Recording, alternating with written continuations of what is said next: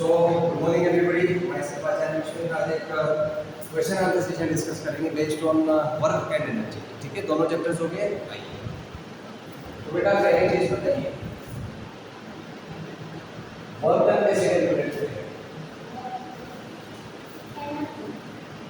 है कैलकुलेशंस मतलब न्यूमेरिकली उसको कैसे निकालेंगे? फोर्स और डिस्प्लेसमेंट की टर्म में work done is how much? F S force. याद आया? यहाँ पे फोर्स है F, डिस्प्लेसमेंट है S, इसका इक्वल है थीटा. वर्क डन कितना? तो Fs cos थीटा. वहाँ उसके ऊपर मतलब क्या चीज? फोर्स है भाई. एक चीज क्या है? डिस्प्लेसमेंट है. एक चीज क्या है? एंगल है. याद रहेगी बात? याद रहेगी बात? क्योंकि हम जैसे कोई वर्क कर रहे हैं, आप अभी काम कर रहे हो तो फोर्स लगाना पड़ रहा है कि नहीं?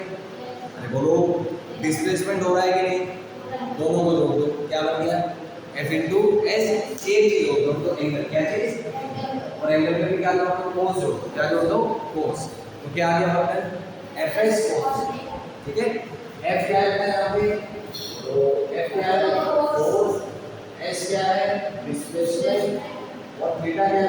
इनके बीच का एंगल हो जाएगा. तो इज क्लियर बच्चों? पहला क्वेश्चन क्लियर है. सेकंड क्वेश्चन अगर आपसे पूछे कि ये वर्क डन मैक्सिमम कब होगा? जब थीटा कितना होगा बेटा? 0. डिस्कस किया था कल. जब थीटा कितना होगा? 0. कैसे?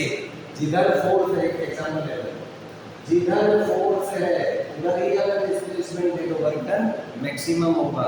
एग्जांपल ले लो, आपका दोस्त साइकिल चला रहा है, डिस्प्लेसमेंट उसका राइट में है.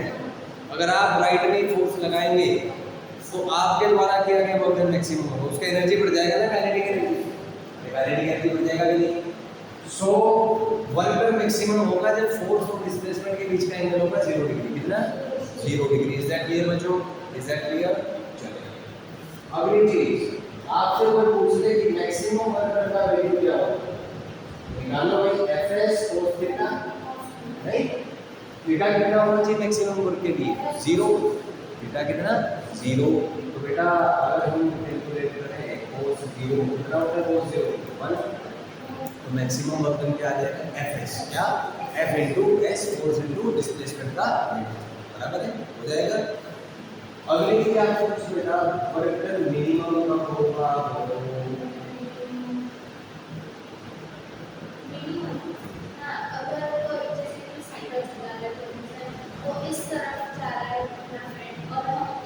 उल्टा खींचे, दो भागा ज्यादा राइट चल रहा है, मैंने उसको पीछे से खींचे. मेरे द्वारा किया गया वर्क डन मिनिमम होगा क्योंकि उससे उसका काइनेटिक एनर्जी बढ़ने की बजाय घट जाएगा. इज दैट क्लियर बच्चों?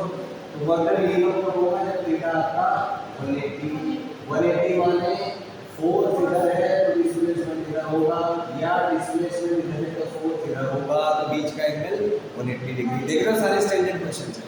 इज दैट क्लियर बच्चों? फिर से एक बार इस बारे में इसको पहली चीज वर्क डन निकालोगे कैसे? Fs cos theta. क्या? Fs cos theta. कैसे याद रहेगा? अरे अपन काम करते हैं कि नहीं? वर्क करते हैं, फोर्स लगते हैं कि नहीं? डिस्प्लेसमेंट होता है कि नहीं? एंगल होता है. क्या है work done? Fs cos theta. बात नंबर 1. बात नंबर 2 बच्चों, वर्क डन मैक्सिमम कब होगा? जब थीटा 0. इसको कैसे फील करेंगे? आपका दोस्त साइकिल चला रहा है तो उसका डिस्प्लेसमेंट मान लो राइट में है, तो राइट में ही अगर फोर्स लगाओगे तो जाके उसको आप मैक्सिमम एनर्जी सप्लाई करोगे. वर्क डन आपका मैक्सिमम होगा, आपके फ्रेंड का काइनेटिक एनर्जी बढ़ेगा, उसका स्पीड बढ़ेगा. इज दैट क्लियर बच्चों? वर्क डन मैक्सिमम कब? जब theta is equal to 0. Theta क्या है? फोर्स और डिस्प्लेसमेंट के बीच का एंगल. किसका एंगल? फोर्स और डिस्प्लेसमेंट के बीच का एंगल. अगर वो रेट 0 है तो वर्क डन आएगा आपका मैक्सिमम. अगली कंडीशन, मैक्सिमम वर्क डन का value Fs cos theta. Theta कितना होता है? 0 और cos 0 होता है 1. तो मैक्सिमम वर्क डन आ जाएगा F into S. Is that clear बेटा? अगली चीज, वर्क डन मिनिमम कब होगा? उल्टा. थीटा इज 180, फ्रेंड जा रहा है राइट में, डिस्प्लेसमेंट राइट है, फोर्स कहां लगा लो? लेफ्ट. एंगल कितना? 180. Work done will be minimum. Is that clear? अच्छा, अगर एक चीज आपसे पूछे कि मिनिमम वर्क डन का वैल्यू कितना, तो मिनिमम में प्लस की बजाय क्या आ जाएगा? Minus of Fs. क्या? Minus of Fs. अब देखो एक चीज होता है मुझसे, अगर कई बार ना ग्राफ पूछ ले कि वर्क डन और एंगल के बीच का ग्राफ कैसा है, तो बेटा ये कोस का ग्राफ है. किसका ग्राफ? कोस का. और फोर्स मैक्सिमम होता है 0 पे और मिनिमम होता है 180। तो ये मैक्सिमम आएगा आपका एफएस 90 पे हो गया 0 और ये 180 डिग्री का आएगा आपका मिनिमम कितना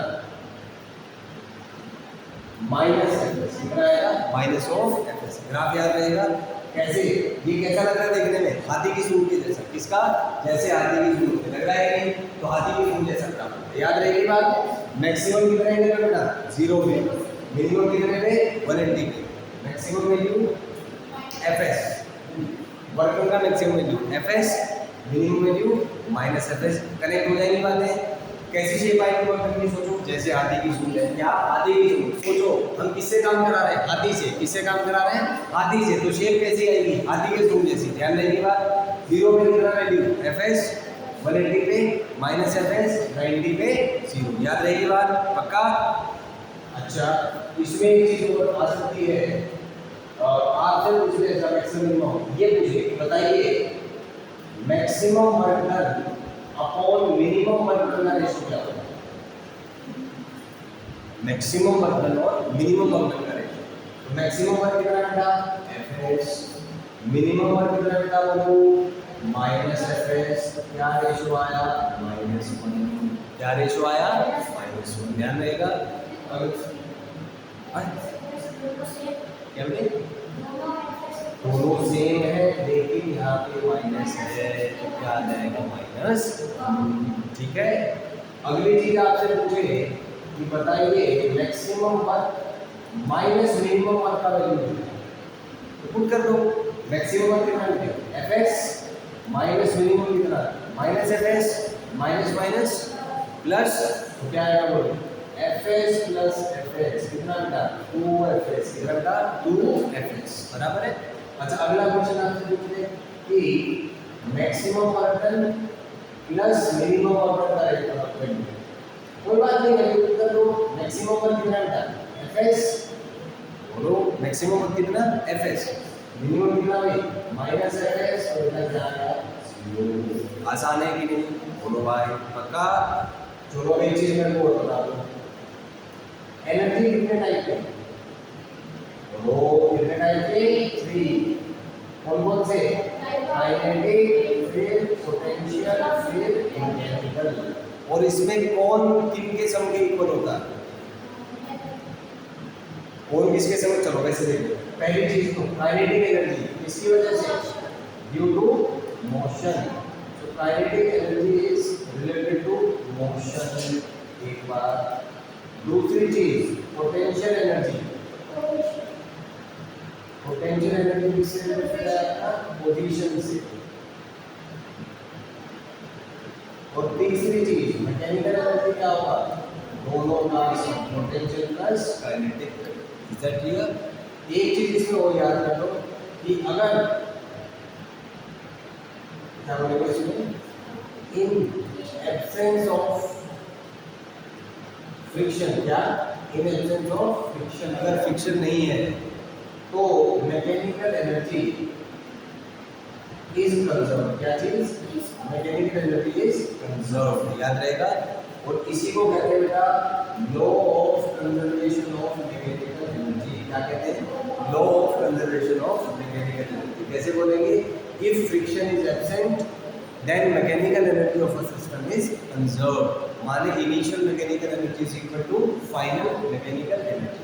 एग्जांपल देखा था नीचे से बॉल फेंके ऊपर लोएस्ट पॉइंट पर काइनेटिक एनर्जी मान लो 400 जूल है पोटेंशियल एनर्जी 0 मान लो बेस है उसको 0 मान लो जैसे जैसे ही ऊपर जा रहा है काइनेटिक एनर्जी कम होता जा रहा है एक पॉइंट पर काइनेटिक एनर्जी 0 लेकिन वो जो 400 जूल काइनेटिक एनर्जी था वो कहाँ गया इसमें कन्वर्ट हो गया होगा पोटेंशियल एनर्जी में इसमें कन्वर्ट हो गया होगा पोटेंशियल एनर्जी में लेकिन दोनों का सम 400 दोनों का सम। अब यहीं पे बात आती है कि फ्रिक्शन नहीं होना चाहिए क्योंकि इसको आप बोलते अब ये नीचे से ऊपर गया रुक गया अब क्या होगा वापस आएगा जैसे ही उस पॉइंट पे पहुंचा दोबारा से काइनेटिक एनर्जी 400 अगर फ्रिक्शन नहीं है तो फ्रिक्शन होगा तो क्या होगा एनर्जी को बाहर निकल जाएगी फ्रिक्शन है मतलब हीट होगा, तो हीट की फॉर्म में एनर्जी बाहर निकल गई सिस्टम से, तो बेटा जाएगा तो 400 से, लेकिन आएगा 400 से कम से, मान लो 300 जूल, तो 100 जूल एनर्जी कहाँ गई? फ्रिक्शन के अगेंस्ट काम करने के वजह। किसके अगेंस्ट? फ्रिक्शन। और फ्रिक्शन से क्या हुआ? हीट बनी। हीट बनी तो जो एयर है वो गर्म हुई होगी, उनको मिल गया एनर्जी। क्या इस एनर्जी को आप वापस ला सकते हो? नहीं, क्योंकि भाई एयर तो डिस्ट्रीब्यूट हो गया, एयर को कैसे पकड़ोगे? It's not possible. तो इसलिए कहते हैं कि फ्रिक्शन अगर एब्सेंट है, क्या एब्सेंट है? फ्रिक्शन। तो जो एनर्जी काइनेटिक और पोटेंशियल में कन्वर्जन हो रहा है वो वापस आ जाएगा। इज दैट क्लियर बच्चों? एग्जांपल ले लो पानी वाला, दो बर्तन है, इसमें 10 लीटर पानी है खाली, इसको इधर से इधर डाल दिया, तो ये खाली है तो इसमें कितना पानी होगा? 10 लीटर। अच्छा मान लो इसमें 2 लीटर है तो इसमें कितना? 8 लीटर। इसमें 4, इसमें कितना? 6, इसमें 8, इसमें कितना? 2। लेकिन इसमें हमने एज्यूम किया कि पानी बाहर नहीं निकला, इन दोनों के बीच में ट्रांसफर है। अगर बाहर निकल जाता तो तब तो गड़बड़ थी, क्योंकि अगर बाहर निकले तो उसको वापस कैसे लेके आओ? तो इसी तरीके से जो एनर्जी है मैकेनिकल, वो पोटेंशियल और काइनेटिक के बीच में डिस्ट्रीब्यूट होता है। कब? जब फ्रिक्शन नहीं है। क्या नहीं है? फ्रिक्शन। हाँ, जब क्या नहीं है? फ्रिक्शन नहीं है। इज दैट क्लियर बच्चों? तो क्या निकला फंडा? अगर फ्रिक्शन नहीं है तो मैकेनिकल एनर्जी कंजर्व रहेगा, इधर का उधर, उधर का इधर, लेकिन टोटल सम सेम रहेगा। इज दैट क्लियर बच्चों?